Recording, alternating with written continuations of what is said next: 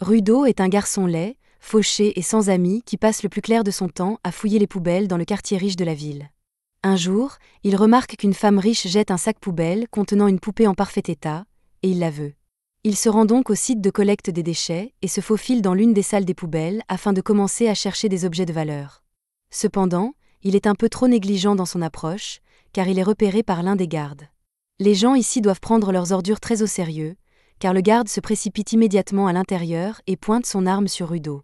Seul le personnel autorisé est autorisé à entrer ici, et lorsqu'il se rend compte que Rudo est un pilleur d'ordures, le garde déclenche l'alarme pour appeler des renforts. Rudo n'a pas l'intention de rester plus longtemps, alors il saute dans le vide-ordures et remonte pour pouvoir sortir, mais la procédure de verrouillage a déjà été déclenchée, et juste au moment où il s'apprête à s'échapper, la porte d'entrée est fermée. Les gardes finissent par rattraper Rudo, et dès qu'ils ont une vue dégagée, ils ouvrent le feu sans hésiter, tout cela parce qu'ils ne veulent pas qu'il fouille dans leurs poubelles. Alors que les balles se dirigent droit vers Rudo, il se concentre et se met à bouger si vite qu'il parvient à esquiver les balles tirées à bout portant. Mais n'oubliez pas que les gardes ne savaient pas qu'il pouvait se déplacer assez vite pour esquiver les balles, ils voulaient donc vraiment le tuer pour des ordures. Rudo parvient à se faufiler par l'une des portes ouvertes et court vers la zone de chargement, tandis que les gardes continuent de tirer sur lui. À un moment donné, il est effleuré au bras par une balle, mais il parvient tout de même à franchir le mur pour s'échapper du centre de collecte des ordures. Le garde continue de le poursuivre, mais Rudo parvient à rester caché dans les égouts jusqu'à ce que la voie soit libre. Mais il ne comprend pas pourquoi ils sont prêts à aller si loin pour l'empêcher de fouiller dans les ordures alors qu'il ne fait de mal à personne. Le matin vient, et tous les habitants de la ville ont entendu parler du récent raid sur les poubelles. Ils sont horrifiés à l'idée que les membres de la tribu, sales et répugnants, fouillent dans les déchets qu'ils ont jetés. Dans cette ville, la population est divisée en deux groupes, les citadins, qui vivent dans la partie propre et immaculée de la ville, et les membres de la tribu, qui vivent dans la partie sordide de la ville. La nouvelle du pillage des poubelles fait également beaucoup parler ici, mais tout le monde dans cette partie de la ville sait déjà que Rudo doit être derrière tout ça, principalement parce qu'il est en train de réparer tous les déchets qu'il a ramassés la nuit dernière. Quelques instants plus tard, Rudo est confronté à son ami Chiwa, qui lui crie dessus pour être retourné fouiller les poubelles. Les citadins sont très stricts en matière de gestion des déchets, et on ne sait pas ce qu'il ferait à Rudo s'il le surprenait en flagrant délit. Rudo comprend que ce qu'il a fait était risqué, mais il trouve injuste que les riches jettent toujours des objets qui sont encore parfaitement utilisables. De plus, la vente des objets réparés l'aide à couvrir ses frais de subsistance ici. Ainsi, lorsqu'un groupe de garçons arrive, ils se mettent immédiatement à insulter Rudo sans raison. Ils disent à Chiwa qu'elle ne devrait pas passer autant de temps avec un loser comme lui, et Rudo fait de son mieux pour rester calme, mais il continue à le pousser à bout. L'un d'eux renverse même la lanterne que Rudo était en train de réparer et lui dit que personne n'achètera jamais quelque chose qui a été touché par les mains sales de Rudo. Après tout, ils disent qu'il est le fils d'un meurtrier fou. Rudo essaie d'ignorer leurs insultes depuis un moment, mais cette dernière remarque sur son père l'a vraiment touché. Les garçons continuent de parler et expliquent que ces bidonvilles ont été créés à l'origine pour servir de prison aux criminels, et que maintenant, en tant qu'enfants de ces criminels, ils doivent tous se comporter de leur mieux dans l'espoir de se racheter et d'être autorisés à rejoindre la ville, mais que des gens comme le père de Rudo ont tout gâché pour tout le monde en se livrant à une série de meurtres. Le garçon a dit beaucoup de choses déplacées pour quelqu'un qui se trouve à portée de coups de pied, et cette dernière remarque a officiellement dépassé les bornes, alors Rudo le fixe d'un regard qui signifie qu'il est sur le point de s'en prendre à lui. Le regard animé de haine de Rudo les effraie tellement qu'ils se rendent compte qu'il serait malvenu de continuer à le provoquer, alors ils s'éloignent lentement. Une fois qu'ils sont partis, Rudo va silencieusement ramasser la lanterne qu'ils ont renversée, car il a l'habitude d'être ridiculisé sans raison, mais à sa grande surprise, Chiwa est toujours à ses côtés. Elle lui dit même qu'elle pense qu'il est quelqu'un de bien, et c'est la chose la plus gentille que quelqu'un lui ait jamais dite, alors il ne sait pas comment réagir. À ce moment-là, elle remarque le jouet que Rudo a réparé et elle l'adore. Elle est impressionnée que Rudo ait pu trouver quelque chose d'aussi mignon dans les poubelles et le réparer. La raison pour laquelle Rudo a récupéré la poupée était pour l'offrir à Chiwa, il est donc heureux d'apprendre qu'elle l'aime. Mais avant qu'il ait pu lui expliquer qu'il s'agissait d'un cadeau, la mère de Chiwa arrive et lui dit qu'il est temps de rentrer à la maison. Chiwa se lève et dit au revoir à Rudo avant de rentrer chez elle avec sa mère, et Rudo est déçu d'avoir raté l'occasion de lui avouer ses sentiments. Après cela, Rudo rentre chez lui aussi, mais dès qu'il entre, il trouve Recto debout devant lui, un large sourire aux lèvres. Il espionnait Rudo un peu plus tôt, alors il le regarde droit dans les yeux et répète mot pour mot la déclaration d'amour ratée de Rudo. Rudo est déconcerté et crie que ce n'est pas cool d'espionner ses moments privés, mais cela mis à part, Recto veut parler de cette petite virée à la décharge que Rudo a faite la nuit dernière. Recto admet qu'ils sont pauvres, mais pas au point que Rudo ait besoin de risquer sa vie pour chercher des déchets de valeur. Rudo insiste sur le fait que ce n'est pas si risqué, car il ne s'est jamais fait prendre auparavant, mais Recto lui fait remarquer qu'il a été repéré la nuit dernière et qu'il a failli se faire capturer. Recto comprend que Rudo essaie seulement de le remercier pour tout ce qu'il a fait pour lui, car ils ne sont pas liés par le sang, mais pour Recto, Rudo est son fils, donc il n'a pas besoin de le remercier pour quoi que ce soit. Recto a trouvé Rudo abandonné quand il était bébé et l'a recueilli comme son propre enfant, et il a toujours su que Recto le considérait comme un membre de sa famille, donc il ne se sent pas coupable ou quoi que ce soit. Il voulait simplement lui montrer un peu de respect en l'aidant un peu, comme un membre de sa famille. À ce moment-là, Recto remarque la blessure sur le bras de Rudo et lui demande s'il s'est fait tirer dessus hier. Rudo essaie de nier, mais il est évident que son bras est blessé, alors Recto lui dit de retrousser sa manche pour qu'il puisse le soigner. Et tant qu'il y est, il dit qu'il va changer les bandages sur le bras de Rudo.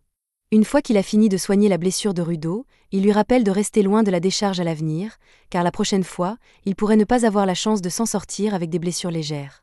Rudo assure à Recto qu'il va vraiment bien, car comparé aux blessures que son père biologique lui a infligées, une petite égratignure sur l'épaule n'est pas grave. L'ambiance change dès que Rudo mentionne son père, car ce n'est pas un sujet agréable à aborder.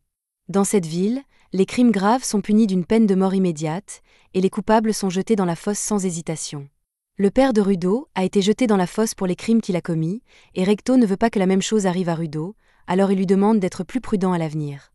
Les mains de Rudo sont noires depuis aussi longtemps qu'il se souvienne, et comme si cela ne suffisait pas, il souffre parfois de douleurs atroces. Les gens l'ont toujours regardé avec mépris en voyant sa blessure, mais Recto était différent.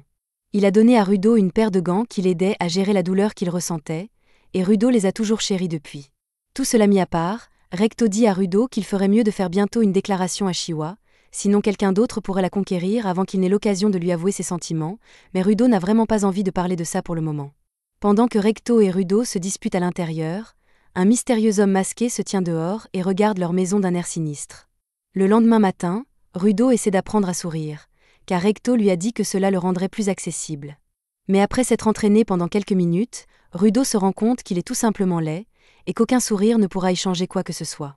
Cependant, il veut toujours offrir la poupée à Chiwa, alors il décide de se rendre chez elle. En chemin, il pense à la fosse et au fait qu'elle est considérée comme un immense dépotoir, au sens propre comme au figuré.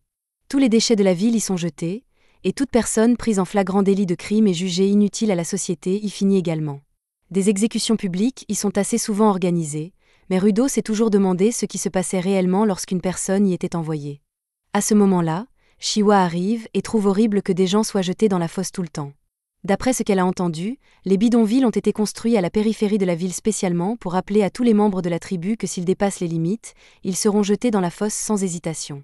Tous ceux qui vivent ici n'ont d'autre choix que de regarder de plus en plus de gens être jetés là-dedans, mais Chiwa ne veut vraiment pas que cela lui arrive. Elle comprend qu'il n'approuve pas la façon dont les riches gaspillent des choses parfaitement utilisables, mais s'il continue à se mettre en danger comme ça, ce n'est qu'une question de temps avant qu'il se fasse prendre.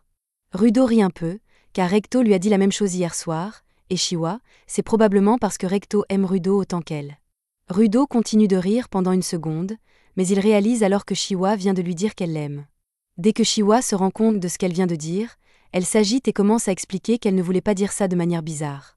C'est la meilleure chance que Rudo aura jamais, alors il tend la poupée à Chiwa et lui dit qu'il l'a achetée pour elle parce qu'il pensait qu'elle pourrait l'aimer. Elle est ravie de ce cadeau attentionné et dit à Rudo qu'elle le chérira pour toujours, mais cela s'est passé bien mieux que Rudo ne l'avait prévu, alors il ne sait pas trop comment réagir. Il décide finalement de s'enfuir avant que son visage laid ne fasse changer Chiwa d'avis, et maintenant qu'il a enfin fait des progrès, il veut rentrer chez lui et tout raconter à Recto. Cependant, alors qu'il court au coin de la rue, il heurte accidentellement un groupe de gardes de la ville intérieure, qui ne remarquent même pas son existence et le dépassent comme s'il était un déchet. La présence d'apôtres dans les bidonvilles n'est jamais bon signe, mais pour l'instant, Rudo s'en moque complètement, car il a besoin d'aller se vanter auprès de Recto de sa vie amoureuse. Il finit par rentrer chez lui, mais dès qu'il ouvre la porte, il découvre avec horreur l'homme masqué avec une épée plantée dans la poitrine de Recto. L'homme masqué s'arrête un instant, surpris par l'apparition soudaine de Rudo, mais il reprend ensuite ce qu'il était en train de faire et enfonce l'épée plus profondément dans la poitrine de Recto. Rudo refuse de laisser Recto mourir devant lui, alors il essaie de repousser l'homme masqué, mais en moins d'une seconde, il se retrouve plaqué contre le mur et à peine capable de bouger. Il a été tellement battu qu'il ne se souvient même pas comment cela s'est passé, et l'homme masqué ne considère même pas Rudo comme une menace. Il est presque certain que Recto ne survivra pas, alors l'homme masqué se lève lentement et commence à sortir. Rudo ne veut pas le laisser s'enfuir, alors il crie au meurtrier de s'arrêter, mais cela ne fonctionne pas, alors il essaie de rassembler autant de force que possible pour pouvoir le poursuivre. Cependant, il entend soudain Recto essayer de parler, et aider Recto est plus important que se venger pour le moment, alors Rudo se précipite à ses côtés. Il essaie de rassurer Recto en lui disant qu'il va chercher de l'aide, mais il n'y a pas grand-chose à faire quand on a une épée plantée dans la poitrine, alors Recto attrape sa chemise et lui dit de partir d'ici aussi vite que possible. Rudo ne comprend pas pourquoi Recto lui dit cela, mais un instant plus tard, il est touché dans le dos par un tasé et plaqué au sol par les gardes de la ville. Il accuse d'avoir assassiné Recto, et malgré tous les efforts de Rudo pour expliquer qu'il n'est pas responsable, il refuse de l'écouter, et l'un d'eux va même jusqu'à le frapper jusqu'à ce qu'il perde connaissance.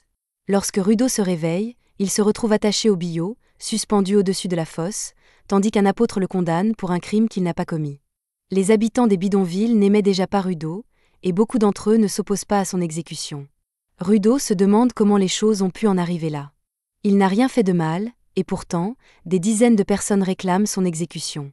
Il regarde la foule, suppliant quelqu'un de croire en son innocence, mais tous les visages qu'il voit le regardent avec mépris. Il aperçoit alors Chiwa, qui est peut-être la seule à croire en son innocence, et il essaie de l'appeler pour lui expliquer qu'il n'est pas celui qui a tué Recto. Il lui demande de l'aider à trouver le véritable meurtrier afin qu'il puisse prouver son innocence, mais Chiwa l'interrompt et lui dit qu'elle a été idiote de croire qu'un homme comme Rudo pouvait être autre chose qu'un sale meurtrier, et qu'elle ne veut plus jamais avoir affaire à lui. Alors que Rudo regarde Chiwa s'éloigner, il réalise qu'il est désormais vraiment seul. Mais alors qu'il est sur le point d'être abandonné, il aperçoit un visage familier dans la foule, celui de l'homme qui a tué Recto. À cet instant, il se jure de tuer cet homme, ainsi que tous ceux qui lui ont tourné le dos. Lorsque Rudo rouvre les yeux, il se retrouve allongé dans un tas d'ordures et empeste manifestement, mais il est plus surpris d'être encore en vie ici, car il pensait que la fosse était censée être une condamnation à mort. Il lève les yeux et voit à perte de vue de vastes étendues de terre désolée, mais il entend alors un grondement sourd derrière lui. Quand il se retourne et voit le monstre géant des ordures qui le fixe du regard, il réalise que ce n'est pas une fosse ordinaire, mais l'enfer. Rudo se met à courir pour sauver sa vie, mais le monstre de déchets appelle des renforts, et en quelques instants, il est encerclé par 2 autres monstres. Il a encore du mal à croire ce qu'il voit, car depuis quand des tas de déchets géants peuvent-ils prendre vie et vous attaquer ? Cependant, la situation est bien réelle, et le crâne humain qu'il trouve par terre lui montre exactement ce qui va lui arriver s'il n'agit pas rapidement. À ce moment-là, le tas d'ordures sous les pieds de Rudo s'effondre, et il tombe à un niveau inférieur, ce qui lui fait très mal. Il a le souffle coupé lorsqu'il touche le sol, mais l'air ici sent pire qu'un sac de sport moisi, et il peut à peine respirer. Il se rend compte qu'il doit trouver un endroit où se cacher avant que les monstres ne l'atteignent, mais après avoir regardé autour de lui, il ne voit littéralement rien d'autre que des ordures, et il n'y a donc aucun endroit sûr. Rudo commence à perdre espoir, et pense qu'il va finir par mourir quoi qu'il fasse. Mais il se souvient alors de ce que Recto lui a dit avant de mourir, et Rudo refuse de mourir avant d'avoir fait payer à tous ceux qui l'ont méprisé comme un déchet, aux lâches qui l'ont regardé être jeté dans la fosse, et surtout au salaud qui a tué Recto de sang-froid. L'un des monstres poubelles tente d'attaquer Rudo par surprise pendant qu'il est en plein monologue, mais celui-ci est tellement rempli de rage qu'il lui fracasse le crâne avec un tuyau métallique. Pendant ce temps, sur un tas d'ordures voisin, un homme aperçoit Rudo de l'autre côté du champ d'ordures et s'intéresse à lui. Rudo fait de son mieux pour riposter contre les monstres, mais son tuyau métallique ne cause pas beaucoup de dégâts à leur corps de déchets, alors il est repoussé et rebondit plusieurs fois sur le sol. Finalement, il met la main sur un panneau stop cassé, qu'il lance sur le monstre poubelle, et il parvient à lui causer des dégâts importants. Mais avec tout l'air toxique qui règne ici, Rudo ne peut pas continuer à se battre comme ça indéfiniment. Les 2 monstres poubelles voient que Rudo a du mal à se relever, alors ils décident tous les 2 de charger en même temps. Cependant, juste avant qu'ils ne puissent le frapper, Rudo attrape un morceau de tôle, et avec celui-ci, il coupe l'un des monstres poubelles en 2, provoquant une énorme explosion de déchets. Rudo est soulagé d'avoir réussi à vaincre le monstre poubelle, mais malheureusement, ce n'est pas encore fini. Un autre monstre poubelle apparaît juste devant lui, et celui-ci est beaucoup plus grand que les autres, alors Rudo n'a d'autre choix que de courir pour sauver sa vie. Le monstre s'écrase au sol, et Rudo est projeté en l'air avant d'atterrir juste devant l'homme qui l'observait. Il est déconcerté lorsqu'il voit l'homme pour la première fois, mais il ne parvient toujours pas à respirer correctement à cause de l'odeur nauséabonde qui flotte dans l'air. L'homme le soulève alors, le projette sans raison à travers la pièce, puis lui enfile un masque à gaz sur le visage. Au début, Rudo est furieux, mais il se rend compte qu'il peut enfin respirer et qu'il devrait donc être reconnaissant. Il se tourne vers l'homme et le remercie pour son aide, mais il a quelques questions à propos de cet endroit, comme où il se trouve, ce que sont ces monstres et si tous les autres endroits sont comme celui-ci. Toutes ces questions sont très pertinentes, Mais l'homme mystérieux dit simplement à Rudo de se taire et de rester tranquille. Rudo ne comprend pas pourquoi l'homme ne veut pas répondre à ses questions, alors il se met à crier qu'il a besoin de réponses. Il vient d'être jeté ici et n'a aucune idée de ce qu'est cet endroit, alors il refuse de se taire tant que l'homme ne lui aura pas donné de réponse. Les cris de Rudo énervent l'homme, qui se met à lui crier dessus à son tour.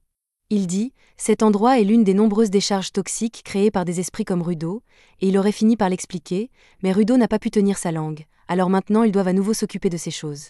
L'homme explique que ce sont des bêtes poubelles, des monstres faits de déchets qui ne peuvent être blessés avec des armes normales, et qu'ils réagissent au bruit, donc les cris de Rudo ont en gros sonné le dîner pour toutes les bêtes poubelles de la région. Les bêtes poubelles de cette région sont particulièrement méchantes, donc l'homme espérait éviter d'attirer leur attention, mais il est trop tard pour ça maintenant. De l'énergie commence à circuler des bras de l'homme vers le parapluie qu'il tient, et sous les yeux de Rudo, le parapluie change de forme. Lorsque le monstre de déchets attaque, l'homme utilise le parapluie pour le réduire en morceaux. Rudo n'en revient pas que l'homme ait pu détruire le monstre de déchets aussi facilement, mais il y en a beaucoup d'autres, il a donc encore beaucoup de travail devant lui. L'homme se prépare à charger et, en quelques secondes, il parvient à abattre une douzaine de bêtes poubelles comme si de rien n'était. Rudo est émerveillé par ce qu'il vient de voir et il est curieux de savoir pourquoi ce parapluie est si puissant. Comme il était capable de causer autant de dégâts tout seul, il pouvait enfin faire regretter à tous ces crétins de la ville ce qu'ils avaient fait. L'une des créatures vomit une substance nauséabonde, et l'homme comprend qu'il ne faut pas la toucher. Il utilise donc son parapluie pour parer le jet avant de le planter directement dans la tête de la créature. Une fois qu'il a terminé, il retourne vers Rudo pour voir comment il va, et il enlève son masque pour se présenter. Il dit qu'il s'appelle Engin et qu'il est un nettoyeur, mais il regrette immédiatement d'avoir enlevé son masque car l'air sent toujours aussi mauvais. Quelques instants plus tard, Rudo s'évanouit d'épuisement à cause de tous les dommages qu'il a subis plus tôt, et pendant qu'il est inconscient, il se souvient d'un vieux souvenir de son temps avec Recto. Quand Rudo était plus jeune, il est rentré un jour couvert de boue, et Recto lui a demandé ce qui s'était passé. Il explique qu'il avait été poussé dans la boue par des enfants. Tout ce qu'il avait fait, c'était leur dire que les objets étaient vivants, car si on en prenait soin assez longtemps, une âme viendrait y habiter, mais les enfants se sont moqués de lui et ont commencé à le harceler après cela. Rudo a appris cette histoire de Recto, et il se sent coupable de l'avoir répétée, car cela a causé des ennuis à Rudo. En effet, ce genre d'histoire est généralement inventé, mais Recto croit vraiment que les objets peuvent avoir une âme. Rudo s'illumine en entendant cela, et demande si cela signifie que tous les objets dans la pièce ont également une âme. Recto répond que tout peut avoir une âme. Même les gants que Rudo porte peuvent avoir une âme, à condition qu'il les chérisse. Rudo se réveille plus tard et se retrouve traîné sur le sol par Engin. Il se met à crier, exigeant de savoir pourquoi Engin l'a enchaîné, alors Engin rappelle à Rudo qu'il est encore un parfait inconnu et qu'il est hors de question qu'Engin ramène un inconnu à la base sans prendre certaines précautions préalables. Rudo commence à s'agiter et demande à Engin de le laisser partir, car il doit retourner en ville dès que possible, mais Engin lui répond que ce n'est pas possible pour le moment. L'endroit que Rudo appelle « la ville » s'appelle ici « la sphère », et comme elle se déplace beaucoup dans le ciel, il est difficile de savoir où elle se trouve exactement. Il y a aussi le fait que Rudo ne sait pas voler, donc il ne pourrait jamais remonter là-haut. Il y a d'autres facteurs également, mais le fait est que pour l'instant, Rudo est coincé ici, donc il devrait simplement se taire et faire avec. Cependant, Rudo refuse d'abandonner, car rien ne l'empêchera de se venger de ces salauds dans la sphère. Plus tôt, Engin a dit que Rudo était coincé pour l'instant, ce qui signifie qu'il doit y avoir un moyen de remonter à la sphère après tout, et Rudo veut savoir lequel.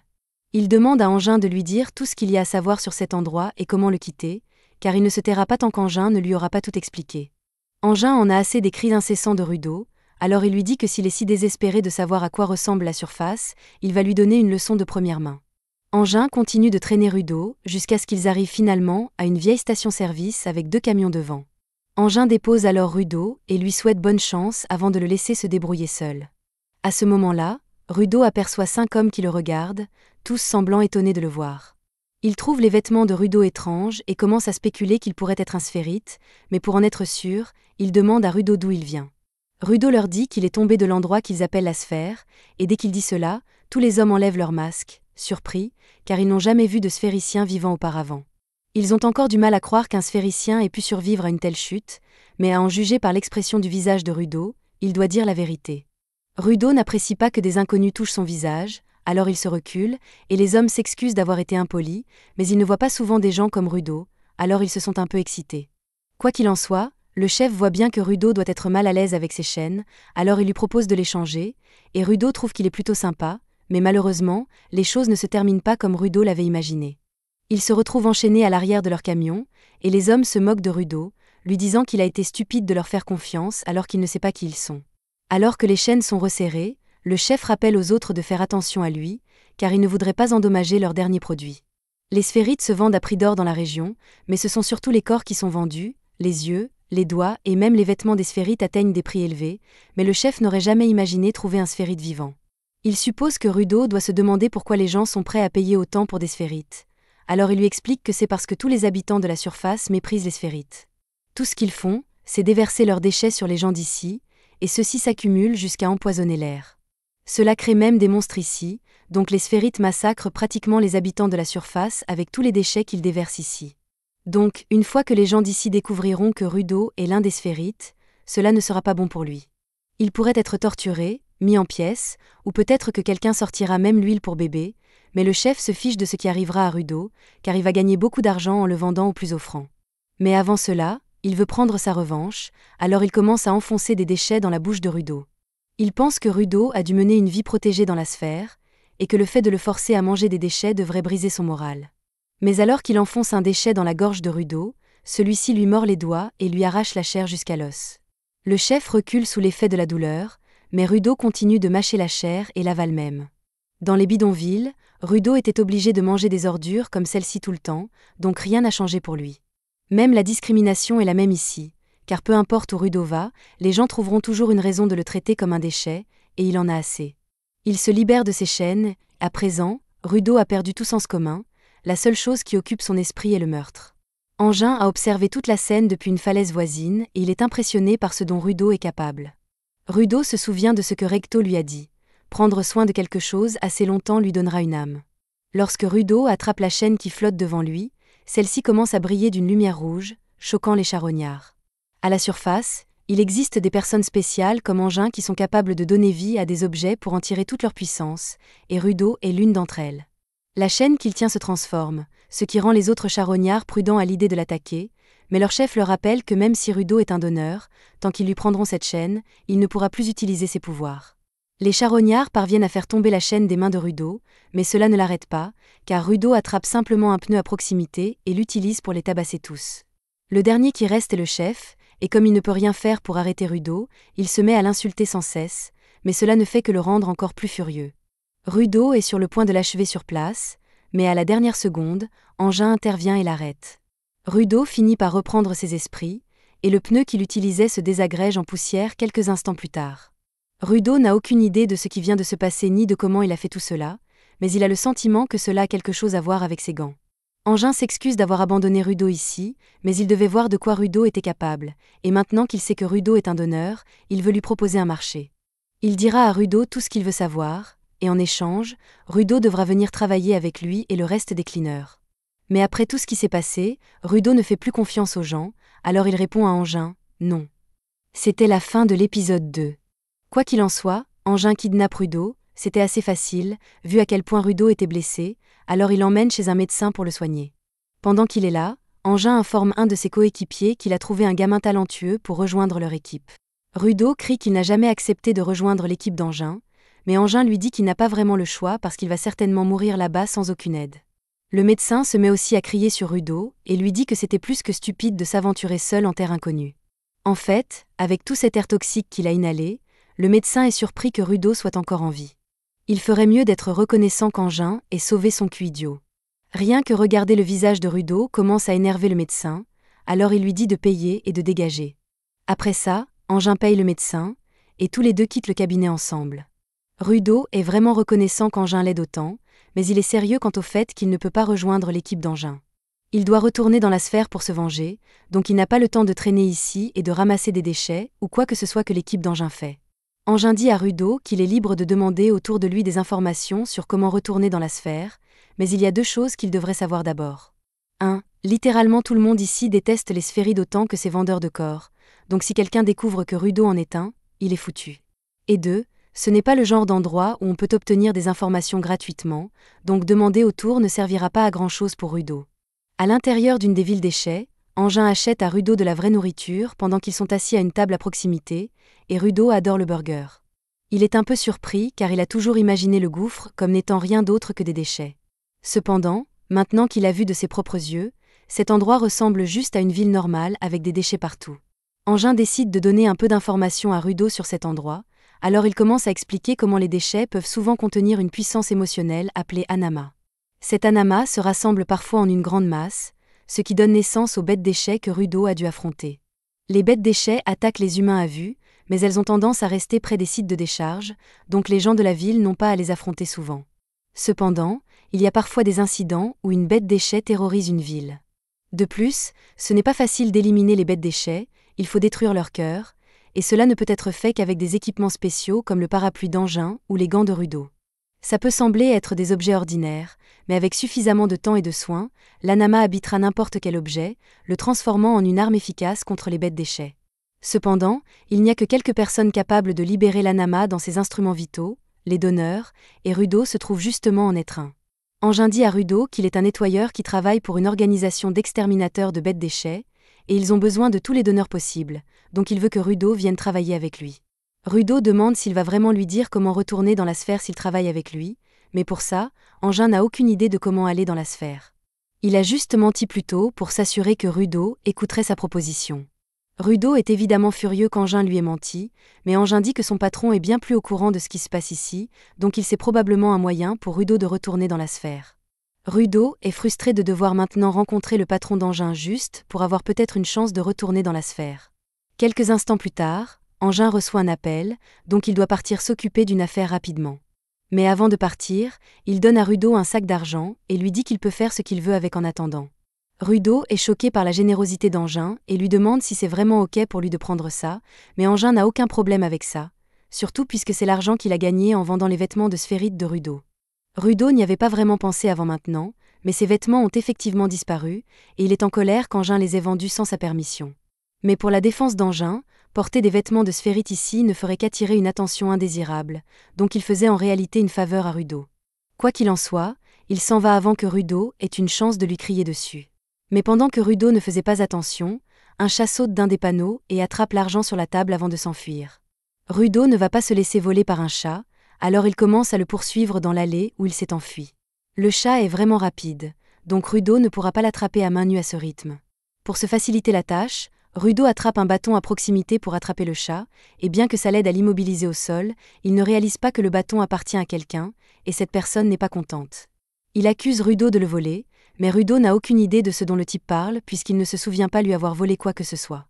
Zanka dit à Rudo qu'il parle du bâton dans sa main, mais Rudo n'a aucune idée qu'un simple vieux bâton puisse être si important pour quelqu'un. Zanka arrache le bâton des mains de Rudo et lui dit que ce n'est pas juste un bâton ordinaire, ce n'est pas quelque chose qu'on peut voler sans subir de graves conséquences. Donc, Zanka active l'instrument vital et dit qu'il va donner une leçon de respect à Rudo. Il frappe son bâton sur le sol devant Rudo et l'avertit que même s'il est un prodige, il n'a pas le droit de toucher le bâton d'un autre homme. Rudo demande comment Anka le connaît, alors Anka explique qu'il est un des nettoyeurs, et Angin lui a déjà tout raconté sur Rudo et a demandé à Zanka de lui apprendre quelques trucs. Angin semble avoir de grands espoirs pour Rudo, mais Rudo est loin de réaliser son potentiel, surtout s'il doit lui apprendre quelque chose d'aussi basique que « ne vole pas les autres ». Rudo essaie de lui dire qu'il ne volait pas le bâton, il avait juste besoin de l'utiliser pour attraper le tchat qui lui a volé son argent, mais Anka n'est pas intéressé par ses excuses. Il dit à Rudo qu'il a dû avoir un père terrible s'il pense que c'est ok de prendre les affaires des autres, mais insulter Recto dépasse les limites, donc les yeux de Rudo s'illuminent de rage. Juste à ce moment, Rudo a un flashback d'une des leçons de vie qu'il a apprises de Recto. Il lui a dit que les gens ne peuvent pas se comprendre quand on les aborde en colère, donc parfois se calmer un peu et essayer de comprendre les choses de leur point de vue peut aider à régler les choses pacifiquement. Rudo décide de mettre cette leçon en pratique ici, donc il réfléchit à comment les choses doivent paraître du point de vue de Zanka. Il est en colère parce qu'il pense que Rudo a essayé de voler son bâton précieux, et Rudo peut comprendre parce qu'il serait tout aussi furieux si quelqu'un essayait de lui voler ses gants, donc il s'excuse auprès de Zanka pour ce qu'il a fait.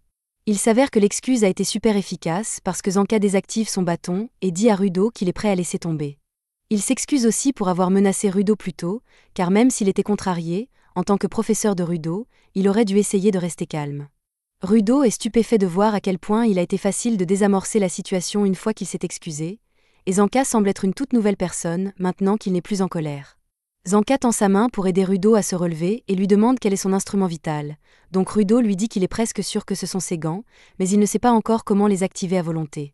Zanka commence à donner une petite explication à Rudo sur le fonctionnement des instruments vitaux, mais Rudo n'écoute pas parce qu'il est trop concentré sur à quel point Zanka est différent maintenant qu'il sourit. Il se demande si c'est de ça que parlait Recto quand il a dit « Tu es plus beau avec un sourire », et il veut essayer par lui-même. Il s'entraîne depuis un moment, donc il devrait être capable de sourire correctement maintenant. Non, c'est encore pire qu'avant. Zanka n'a aucune idée de ce qu'il regarde, mais ça ne ressemble définitivement pas à un sourire, donc il se met en colère parce qu'il pense que Rudo se moque de lui, même s'il faisait vraiment des efforts pour être gentil. Rudo essaie d'expliquer qu'il essaie vraiment juste de sourire, mais c'est vraiment dur de le croire quand son visage ressemble à ça. En plus de ça, Zanka n'aime vraiment pas l'attitude de Rudo concernant le travail des nettoyeurs parce qu'ils risquent leur vie tous les jours pour sauver les autres, mais Rudo fait probablement ça pour une raison stupide. Rudo a des flashbacks des derniers mots que Recto lui a dit, sur comment il devrait changer le monde, et il est enragé que Zanka appelle son objectif stupide alors qu'il essaie d'honorer la dernière volonté de Recto. Zanka dit qu'il essayait vraiment de garder l'esprit ouvert sur Rudo, mais il ne peut pas se résoudre à s'entendre avec lui, donc il arrête d'être gentil. Rudo en a aussi marre d'être poli, donc il attrape quelque chose dans les déchets et dit qu'il va tabasser Anka. Zanka est choqué de voir Rudo utiliser autre chose que ses gants comme instrument vital, et il comprend enfin ce qu'Engin voulait dire quand il a dit que Rudo était un prodige. Mais bien qu'il soit prêt à admettre que c'est impressionnant, un talent brut comme celui de Rudo ne signifie rien si on n'a pas les compétences pour le soutenir. Juste à ce moment, Rudo réalise que Zanka ne tient plus son bâton, et quand il lève les yeux, il le voit foncer droit sur lui.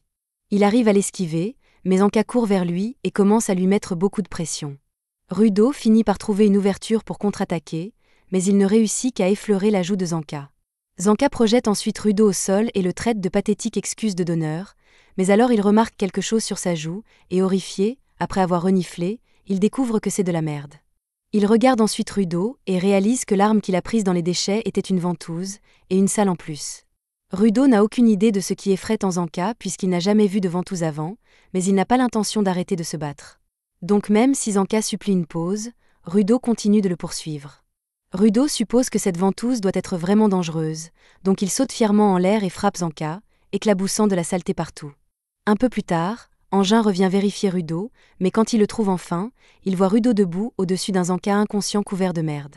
Ils montent tous les deux dans la voiture, et après avoir expliqué toute l'histoire, Engin rit hystériquement parce qu'il n'aurait jamais imaginé que la première rencontre entre Rudo et Zanka finirait avec Rudo lui balançant de la merde dessus. Zanka est à peu près ce qui se rapproche le plus d'un gosse de riche gâté de la surface, donc être couvert de merde a été extrêmement humiliant pour lui. Et Rudo n'avait aucune idée qu'il balançait de la merde tout ce temps, donc il a honte de lui-même parce que c'est dégoûtant, même pour lui. Quoi qu'il en soit, Engin pense que c'était une bonne occasion de créer des liens entre deux, et il assure à Rudo que Zanka est le meilleur quand il s'agit de contrôler les instruments vitaux, donc il sera un super professeur pour lui. Zanka se sent honoré que son idole, le célèbre Engin, pense si bien de lui, mais pendant qu'il savoure cette reconnaissance, Rudo remarque une paire de bottes qui dépasse du coffre, et Engin lui dit que c'est juste Rio. Il lui demande ce qu'elle fait ici, donc elle explique qu'elle voulait juste voir le nouveau en personne. Rudo est un peu nerveux puisqu'il n'a presque aucune expérience pour parler aux filles, mais ensuite Rio commence à tripoter ses cheveux parce qu'elle trouve la couleur cool. Même Shiwa n'a jamais été aussi tactile avec Rudo, donc il ne sait pas comment réagir et se fige. Et pendant que ça se passe à l'arrière, Engin dit qu'il se dirige directement vers le quartier général des nettoyeurs. Une fois arrivé, Rio dit au revoir à Rudo, et Engin l'emmène rencontrer la réceptionniste, Semu. Elle a déjà tout entendu à propos de Rudo, elle a donc une bonne idée de ses origines et de son potentiel, mais elle aimerait tout de même le voir de ses propres yeux. Rudo ne comprend pas de quoi elle parle. Alors Engin lui explique que les lunettes de Semu sont son instrument vital et qu'elles améliorent sa vision cinétique, lui permettant de voir toutes sortes de choses sur une personne. Semu active ses lunettes et observe Rudo, mais sa vision est soudainement bloquée par un brouillard noir lorsqu'elle essaie de regarder de plus près, ce qui la surprend. Engin lui demande si quelque chose ne va pas, mais elle minimise la situation et lui dit que Rudo est en bonne forme physique, qu'il a une bonne relation avec son instrument vital, mais qu'il n'est pas très doué pour l'utiliser, et qu'il lui faudra donc beaucoup d'entraînement avant de pouvoir l'activer à volonté. Engin est toujours un peu inquiet de la façon dont elle a réagi tout à l'heure, alors il lui demande si elle est sûre que tout va bien, mais Semu ne veut pas en parler, alors elle change de sujet et fait remarquer qu'il y a du caca derrière le cou de Rudo. Engin éclate de rire, car il n'arrive toujours pas à se remettre de la drôlerie de Rudo tout à l'heure, et comme Semu a terminé son inspection, Engin dit qu'il va emmener Rudo rencontrer leur chef. En chemin, il décide d'expliquer à Rudo le fonctionnement de l'organisation des cleaners. En comptant tous les combattants, les sentinelles et les soutiens, il y a environ 100 cleaners au total, mais vu l'activité intense qui règne ici, il est rare qu'ils soient tous présents dans le bâtiment en même temps. Sur ce, il demande à Rudo s'il est prêt à rencontrer certains de ses nouveaux collègues. Rudo demande si c'est vraiment le bon moment pour les présentations, mais Engin lui répond que cela ne prendra pas longtemps, car il suppose que la plupart des autres cleaners sont en mission. Cependant, il ne pouvait pas se tromper davantage. Presque tous les cleaners de l'organisation se trouvaient dans la salle de pause. Il se rend compte qu'il faudrait trop de temps pour les présenter à Rudo maintenant, alors il dit qu'il le fera plus tard. Après cela, il emmène Rudo directement dans le bureau du patron, mais avant que Rudo n'entre, il veut s'assurer qu'il sait qu'il ne peut pas simplement commencer à demander des informations sans raison. Les informations sont une denrée rare et elles ne sont pas bon marché, donc si Rudo veut en savoir plus, il devra dire au patron qu'il est prêt à travailler pour les obtenir. Il conseille également à Rudo de ne pas poser de questions sur l'instrument vital du patron, car celui-ci n'aime pas en parler.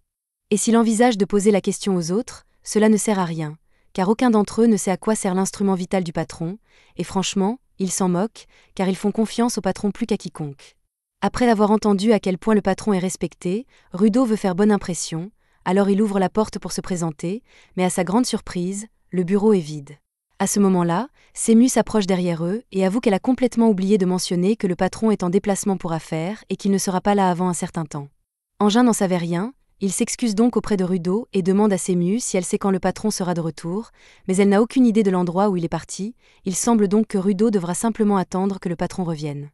À ce moment-là, Rio arrive et dit à Rudo que s'il n'a rien de mieux à faire, il est libre de venir la regarder travailler s'il le souhaite, et que ce serait une excellente occasion pour eux deux d'apprendre à mieux se connaître. Rudo accepte de l'accompagner, alors Sému lui explique en détail la mission que Rio va accomplir. L'une des villes situées près d'une zone polluée s'inquiète car des bêtes des ordures se sont récemment approchées de ses portes, et ses habitants ne veulent prendre aucun risque, alors ils demandent aux nettoyeurs de venir les aider. Cela semble simple jusqu'à présent, mais Rudo n'a pas compris un seul mot de ce que Sému vient de dire, alors elle demande à Engin s'il a vraiment tout expliqué à Rudo. Engin admet qu'il a peut-être omis quelques détails importants ici et là, alors Sému va devoir lui donner un cours accéléré pour le mettre au courant. En gros, il existe deux types de terrains. Les zones habitables, appelées zones sûres, et les terrains vagues pollués, appelés zones polluées. Et si toutes les zones polluées sont dangereuses, certaines sont particulièrement mortelles, et ces zones sont appelées No Man's Land. Les bêtes des déchets qui s'y trouvent sont si puissantes et violentes que pratiquement tous les humains qui s'y aventurent finissent par mourir. Pour être honnête, c'est un véritable miracle qu'Engin ait trouvé Rudo à ce moment-là, car il serait certainement mort s'il avait été laissé seul. Mais à ce propos, Sému demande à Engin ce qu'il faisait tout seul dans un No Man's Land, mais Engin ne veut pas s'expliquer, alors elle passe à autre chose. Elle tient toutefois à ce que Rudo prenne note d'une chose. Lorsqu'il se trouve dans une zone polluée, il doit s'assurer de porter un masque à gaz, car respirer cet air toxique pendant trop longtemps peut rendre gravement malade. Peu après, Rudo arrive sur le chantier avec Rio et son équipe, et même s'il ne peut techniquement pas faire partie des nettoyeurs tant que leur chef n'est pas de retour et ne l'a pas approuvé, elle veut qu'il reste à proximité et qu'il soit aussi attentif que possible. Rudo regarde au loin et, au-delà des murs de la ville, il aperçoit un terrain vague désert, qui doit être le début des terres polluées. Il se demande depuis combien de temps il respire cet air toxique depuis son arrivée ici. Mais maintenant qu'il a vu les villes en bas, il est étonné de constater à quel point tout est différent de ce qu'il imaginait. Quand Rudo était dans la sphère, il pensait que les personnes qui tombaient dans le trou mouraient immédiatement, et il ne savait pas qu'il y avait en fait des gens ici. Pendant un instant, il se demande si les autres sphérites sont au courant de la présence de ces gens ici, mais même si c'était le cas, ils continueraient probablement à jeter leurs déchets ici de toute façon. Une fois qu'il a rattrapé Rio, il lui demande qui sont les autres personnes présentes, et elle lui explique qu'il s'agit de nettoyeurs venus pour la mission, mais qu'ils n'ont aucun pouvoir et s'occupent donc principalement du soutien. L'un des soutiens se retourne et se présente, mais lorsqu'il se serre la main, le type serre accidentellement beaucoup trop fort. Rio rit et dit à Rudo que ce type est connu pour sa force physique, car il est capable de briser les bêtes des ordures d'un seul coup de poing, même si elles ne peuvent pas le tuer. Rudo est étonné que tout le monde ici soit d'un niveau si différent, alors il prévoit d'observer et d'apprendre autant qu'il le peut, même si ce travail est censé être facile. À ce moment-là, des bêtes des ordures commencent à émerger des terres polluées, alors Rio dit à Rudo de rester en retrait et d'observer. Mais alors, Rudo voit combien il y a de bêtes des ordures, et il commence à paniquer car il ne s'attendait pas à en voir autant à la fois. Rio lui dit de se calmer, ce ne sont que des bêtes des ordures ordinaires, elles sont assez faibles et ne pourront pas endommager la clôture. Rio avait raison, elles ne peuvent pas endommager le mur, mais d'autres bêtes des ordures apparaissent, et celles-ci semblent capables de briser la clôture. Rudo voit la clôture commencer à bouger, alors il panique et demande à Rio ce qu'ils vont faire, mais Rio lui répond que tout est encore sous contrôle. Celles-ci sont juste des versions légèrement plus grandes que les précédentes, et si elles jouent bien leur carte, elles pourraient finir rapidement, et elles pourraient alors organiser une fête de bienvenue pour Rudo. Rudo lui demande comment elle peut penser à une fête dans un moment pareil. Alors Rio lui répond que s'il veut survivre sur Terre, il va devoir apprendre l'importance de garder la tête froide dans les situations dangereuses. Rudo se rend compte qu'elle a raison, alors il décide d'essayer de rester calme quoi qu'il arrive, mais c'est alors qu'une bête géante fait son apparition, et Rudo a beaucoup de mal à rester calme face à cette créature. Rio n'en croit pas ses yeux. C'est la première fois qu'elle rencontre une bête comme celle-ci, alors elle sort son instrument vital et s'apprête à se mettre au travail. Mais avant de s'occuper du gros bonhomme, elle veut réduire le troupeau au sol, alors elle saute en l'air et active ses ciseaux avant de décapiter plusieurs bêtes de déchets d'un seul coup. Rudo est fasciné par l'habileté de Rio avec son instrument vital. Mais les supporters lui rappellent que même s'il est juste là pour observer, il doit rester attentif à son environnement afin de pouvoir se protéger. L'une des bêtes poubelles avait réussi à se glisser derrière lui pendant qu'il ne regardait pas, et elle s'apprêtait à lui foncer dessus, mais à la dernière seconde, le supporter intervient et l'arrête d'une seule main. Il écrase ensuite le crâne de la bête et la jette vers Rio, qui prépare ses ciseaux et la coupe en deux lorsqu'elle atterrit. Elle demande aux supporters de continuer, alors ils se mettent au travail, écrasant les bêtes des ordures puis les lançant vers Rio. Les bêtes poubelles ne peuvent pas être véritablement tuées sans l'utilisation d'un instrument vital, mais les supporters sont tout de même capables de les écraser ou de les neutraliser afin de permettre à Rio de les achever plus facilement. Une fois que la plupart des plus petites ont été éliminées, Rio décide de s'attaquer à la plus grosse. Pendant qu'elle s'y emploie, les supporters s'assurent que toutes les petites bêtes poubelles restantes restent hors de son chemin. Cependant, l'un des supporters est pris au dépourvu lorsqu'une créature des ordures revient soudainement à la vie. Il est sur le point d'être écrasé par celle-ci, mais à la dernière seconde, Rudo intervient pour le protéger. Après avoir vu à quel point tout le monde travaille bien ensemble, il se rend compte qu'il va devoir faire ça parce qu'il veut faire partie de l'équipe, ce qui signifie qu'il doit les protéger. Alors que Rudo dit cela, ses pouvoirs commencent à réagir, et la baguette dans sa main se transforme en une cage protectrice. Mais Rudo n'a aucune idée de ce qui a déclenché son pouvoir cette fois-ci, car jusqu'à présent, il ne s'était activé que lorsqu'il était en colère, et il n'était en colère contre personne. La cage commence à s'effondrer peu après, mais elle a permis à Rudo de gagner suffisamment de temps pour que Rio arrive, et dès qu'elle arrive, elle détruit la bête des ordures.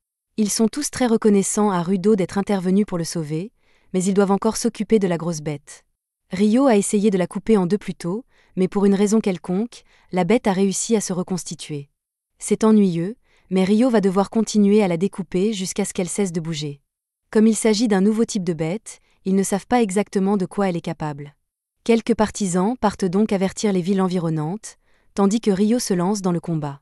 Elle poignarde le visage du monstre, puis s'attaque aux tentacules situés au sommet de sa tête. Après les avoir toutes coupées, elle trouve un point lumineux à l'arrière de la tête du monstre, qui semble assez important, et elle pense avoir trouvé le point faible de la bête. La bête commence à réagir violemment, ce qui signifie que Rio avait raison.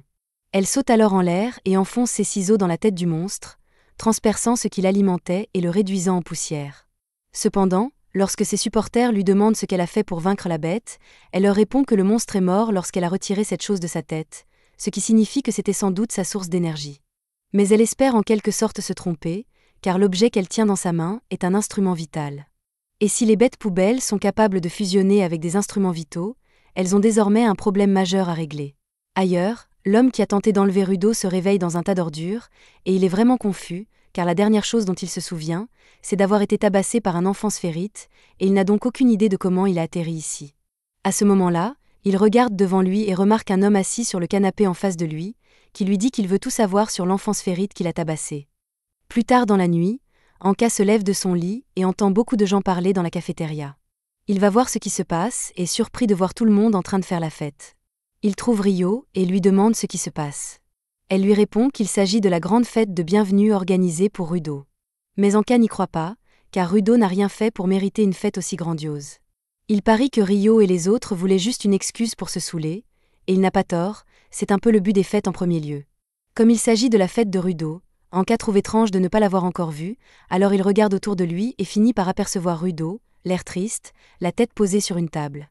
Il demande à Rio ce qui lui arrive, mais elle ne sait pas trop, il est juste très bouleversé depuis leur retour de mission, alors elle a voulu lui laisser un peu d'espace pour qu'il puisse se remettre les idées en place. En parlant de la mission, Zanka lui demande comment ça s'est passé. Il a entendu des rumeurs selon lesquelles elle aurait affronté une sorte de bête étrange. Cependant, Rio dit que « étrange » est un euphémisme, car le cœur de cette bête n'était pas fait d'anama, mais d'un instrument vital. Elle espère toujours se tromper, car le simple fait de penser aux implications des bêtes dotées d'instruments vitaux lui donne mal à la tête. Elle a donc décidé de ne pas y penser du tout et de simplement profiter de la fête. Pendant que les deux discutent, Grise tire une chaise à la table de Rudo, car il veut avoir une petite conversation avec lui. Il demande à Rudo pourquoi il est si déprimé alors qu'il a fait du bon travail hier, mais Rudo répond qu'il n'a en fait rien fait d'utile. Grise lui rappelle qu'il a sauvé Follow, le gamin goble, qui allait être piétiné par la bête poubelle, mais même là, il ne pense pas avoir fait une grande différence. Rio et Grise étaient ceux qui sauvaient les gens, mais Rudo, en revanche, s'était précipité sans réfléchir et n'avait fait qu'empirer les choses. C'était la même chose quand il était dans la sphère, car il suffisait d'une seule insulte stupide pour qu'il perde son sang-froid. Recto devait alors toujours s'excuser en son nom. Hier, son travail consistait simplement à rester en retrait et à observer, mais il a fini par se mettre en danger comme un idiot. Malgré tout, Grise tient à remercier Rudo pour avoir sauvé Follow. Les supporters sont généralement considérés comme un poids mort, et certains nettoyeurs les traitent même comme s'ils n'avaient aucune valeur, mais Rudo leur a témoigné du respect dès le début, et Grise lui en est reconnaissant. Follow, par exemple, voulait vraiment devenir nettoyeur et aider à combattre les bêtes des ordures, mais pour cela, il avait besoin de pouvoir, alors il a commencé à travailler sur un objet précieux, dans l'espoir de devenir un donneur. Cependant, au fil du temps, Follow a lentement réalisé qu'il dispose ou non d'un instrument vital, il voulait toujours aider les gens, alors il est devenu supporter à la place, car chaque travail est important. Grise demande à Rudo s'il sait ce qu'il veut vraiment, en particulier en dehors de son objectif de vengeance, mais Rudo ne sait pas comment répondre à cette question. Grise lui dit que ce n'est pas grave s'il ne peut pas répondre tout de suite, car c'est une question difficile, mais il est sûr que Rudo finira par trouver la réponse, car il a encore une longue vie devant lui. Le discours de Grise a vraiment touché Rudo, qui se sent maintenant beaucoup mieux et décide de rejoindre les autres à la fête. Mais ailleurs, un ferrailleur qui a été kidnappé ne passe pas un très bon moment. Le type qui l'a kidnappé, Jabé, vient de passer les dernières heures à le torturer pour obtenir des informations sur Rudo, et ce qui aggrave les choses, c'est que le ferrailleur lui a déjà dit tout ce qu'il savait sur le garçon, ce qui n'est pas grand-chose étant donné qu'il ne l'a vu qu'une seule fois, mais Jabé continue de le torturer juste pour le plaisir. Il est maintenant couvert de sang et supplie Jabé de le laisser partir, mais au lieu de cela, Jabé décide de lui couper le visage pour mettre fin à ses souffrances, car il s'ennuie. Jabé n'a pas pu obtenir beaucoup d'informations de sa victime, mais il a découvert à quoi ressemble Rudo et le fait qu'il est à la fois un sphérique et un donneur, ce qui en fait un excellent ajout à la collection de Jabra. Plus tard dans la journée, de retour au quartier général de Cleaner, Semu reçoit un appel à la réception. Il s'agit d'une affaire particulièrement intéressante, elle convoque donc l'équipe pour leur donner les détails. Elle s'excuse pour cette soudaine intervention, mais Anka ne voit pas d'inconvénient à commencer tôt. Cependant, ce qui le dérange, c'est qu'elle s'attend à ce qu'il emmène Rudo avec lui pour cette mission. Il sait qu'il est censé être le formateur de Rudo, mais cela ne prendra effet qu'une fois qu'il sera devenu un nettoyeur officiel, et le patron ne reviendra pas de sitôt, donc cela va prendre un certain temps. Semu lui répond qu'elle a tout à fait le droit de faire appel à qui elle veut pour cette mission, et qu'en plus, Rudo est compétent dans ce domaine, donc elle a pensé que l'envoyer serait une bonne idée. La mission lui a été confiée par un marchand qui se serait fait voler sa précieuse marchandise par une bête sauvage alors qu'il traversait une zone polluée. Apparemment, sa marchandise est une sphère vivante. Tout le monde est choqué d'entendre cela, car il est déjà rare que des sphères comme Rudo survivent à la chute. Mais quelles sont les chances que 2 sphères survivent en si peu de temps ? C'est pourquoi elle a pensé que Rudo serait intéressé par cette mission, et s'il a de la chance, la sphère pourrait avoir des informations sur la façon de remonter là-haut. Grise est sûr que Rudo doit avoir beaucoup de choses à penser en ce moment, alors il lui dit qu'il n'y a aucune pression s'il ne veut pas y aller, car en fin de compte, c'est à lui de décider. Rudo prend un moment pour réfléchir, et il sait qu'il ne maîtrise toujours pas correctement ses pouvoirs, donc s'il y va, il risque de ralentir tout le monde. Mais en même temps, ce serait une bonne occasion pour lui d'en apprendre davantage sur ses capacités, alors il décide finalement de se joindre à eux. Zanka ne semble pas très enthousiaste à l'idée de partir en mission avec Rudo, alors pour le convaincre, Semu commence à lui expliquer qu'elle avait initialement prévu d'envoyer Engin en mission, mais qu'un imprévu est survenu et qu'Engin a personnellement recommandé Anka pour cette mission. En apprenant que c'est son idole qui l'a recommandé, Zanka est tout excité et accepte sans hésiter de participer à la mission, et les autres suivent son exemple. Pendant qu'il marche, Rudo demande à Grise s'il est sûr de pouvoir sortir sans armes, mais celui-ci répond que les bêtes de base sont généralement vaincues après 1 ou 2 bons coups de poing, donc il devrait s'en sortir. Follow se joint à la conversation et dit à Rudo que Grise fait juste semblant d'être dur parce qu'au fond, il s'inquiète toujours quand ils partent en mission, à tel point qu'il emporte partout avec lui un porte-bonheur dans l'espoir qu'il les protège. À ce moment-là, le groupe est interrompu par une femme nommée Grim, et maintenant que tout le monde est là, elle demande s'ils peuvent enfin partir, car elle doit encore leur montrer où la bête ordinaire est allée. Rudo se rend compte qu'elle doit être la cliente qui les a engagés, alors il commence à lui poser une série de questions sur la sphère qu'elle a trouvée. À quoi ressemblait-elle? Où était-elle quand elle l'a trouvée? Grimm explique qu'elle est tombée par hasard sur la sphère pendant son voyage et que la pauvre était inconsciente tout le temps, donc elle n'a pas encore eu l'occasion de lui parler. Elle dit qu'elle espère vraiment qu'ils pourront trouver la sphère avant qu'elle ne soit blessée, et Rudo suppose qu'elle doit seulement s'inquiéter parce qu'elle veut vendre les parties du corps de la sphère pour gagner de l'argent. Cependant, Grimm dit qu'elle est sincèrement préoccupée par la sécurité de la sphère. Elle admet qu'elle est curieuse, mais elle n'envisagerait jamais de leur faire du mal pour son profit personnel. Rudo ne lui fait toujours pas confiance, mais trouver ce sphérique est la priorité absolue, alors ils se mettent tous en route. Mais quoi qu'on en dise, tout être humain normal qui se fait enlever par une bête sauvage est presque certainement condamné, alors en cas doute qu'il puisse retrouver ce sphérique en un seul morceau. En fait, il a un mauvais pressentiment à propos de toute cette opération depuis l'arrivée de Grimm, mais il ne sait pas trop pourquoi. Ils finissent par arriver à un vieux bâtiment abandonné, et Grimm leur dit que c'est là que la sphère a été enlevée, alors ils se préparent tous et entrent pour se battre.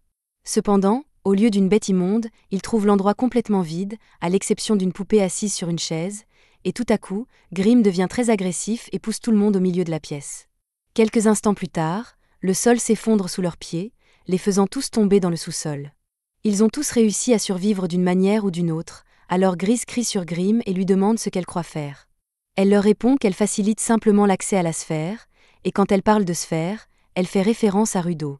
Grimm se transforme alors en un tas de boue, et dans le tunnel, 2 silhouettes suspectes émergent de l'obscurité, tenant des lanternes violettes. Zanka avait des soupçons avant de venir ici, et il regrette vraiment de ne pas avoir suivi son instinct, car il est clair qu'ils sont tombés dans un piège tendu par des pillards. Rudo demande à Zanka ce qu'il entend par « pillard ». Alors Grise explique que ces types sont en gros des bandits, mais que leurs activités sont devenues assez extrêmes ces derniers temps, allant parfois jusqu'à faire des expériences sur des personnes. Normalement, ils ne seraient pas si dangereux, mais la plupart d'entre eux sont des donneurs, ce qui les rend particulièrement menaçants. Ils n'ont pas beaucoup de temps, alors Grise demande aux 3 autres partisans d'aller chercher une issue pendant que lui et Follow protègent Rudo. Il prévient tout le monde qu'il pourrait y avoir d'autres pillards dans les parages, qu'ils doivent donc être prudents, et qu'en attendant, il va devoir demander à Zanka de s'occuper des 2 pillards qui se trouvent devant eux. Zanka leur dit qu'il s'occupe de tout ici, qu'ils devraient donc se mettre en route, et après un moment d'hésitation, Rudo suit Grise et Follow pour chercher une issue. Il dit à Grise qu'il aurait pu rester et se battre aux côtés de Zanka, et Grise comprend que Rudo veut aider, mais les pillards sont des voyous ordinaires, et il serait beaucoup trop risqué de rester ici avec Rudo, ce qui donne à Rudo l'impression d'être à nouveau un fardeau. Pendant ce temps, Zanka demande aux pillards comment ils ont réussi à trouver Rudo si rapidement. Il se doutait bien que ce n'était qu'une question de temps avant que les gens aient vent de l'existence de Rudo et se lancent à sa poursuite, mais cela ne fait littéralement que 2 jours qu'il est ici. Il suppose que les pillards doivent être intéressés par l'argent qu'ils pourraient gagner en le vendant, mais Grimm lui dit qu'elle ne songerait jamais à vendre Rudo, pas quand elle peut obtenir tant d'informations précieuses en étudiant son cerveau. Personnellement, Zanka se moque de savoir pourquoi elle veut emmener Rudo, mais il déteste le fait qu'elle lui ait fait perdre son temps avec cette fausse demande. Grimm lui dit qu'il peut passer sa frustration sur sa marionnette s'il le souhaite, et en quelques secondes, Zanka est entouré de tous côtés par des figurines de boue. Mais il ne s'inquiète pas vraiment, car détruire quelques marionnettes de boue sera facile. Il commence à frapper les marionnettes de boue, mais Grimm semble avoir un tour dans son sac, et avant qu'il ne réalise ce qui se passe, Konza émerge de l'une des marionnettes et frappe Zanka au visage. Les marionnettes de boue de Grimm ne sont peut-être pas très puissantes, mais avec Konza parmi elles, il ne saura jamais d'où viendra le prochain coup, et elles finiront par l'épuiser. Et pour aggraver les choses, la boue que Grimm fabrique se répand partout chaque fois que Zanka détruit une marionnette, ce qui rend la marche difficile pour lui.